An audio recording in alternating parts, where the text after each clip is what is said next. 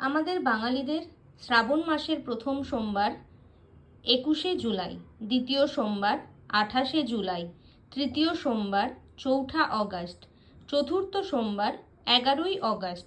প্রথম সোমবার পঞ্চামৃত দিয়ে শিবের মাথায় পুজো দেওয়ার পর চাল দিয়ে পুজো দেবে জীবনে শান্তি আনার জন্য।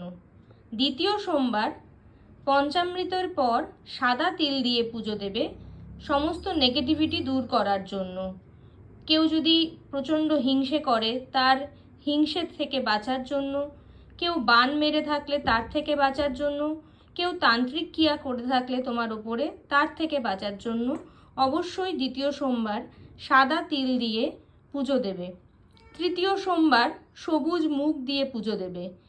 যারা হার্ডওয়ার্ক করছো অথচ সাকসেস পাচ্ছ না, সেই সাকসেসের জন্য সবুজ মুগ দিয়ে পুজো দেবে।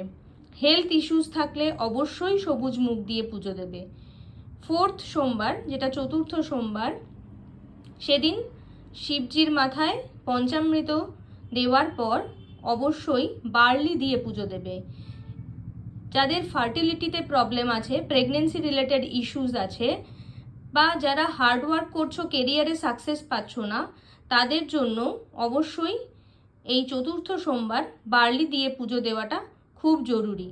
তাছাড়া শ্রাবণ মাসে সোমবারগুলো নিরামিষ খাও, আর অবশ্যই ওম নমঃ শিবায় এই নাম জপ করো, দেখবে তোমাদের সব মনস্কামনা পূর্ণ হবে।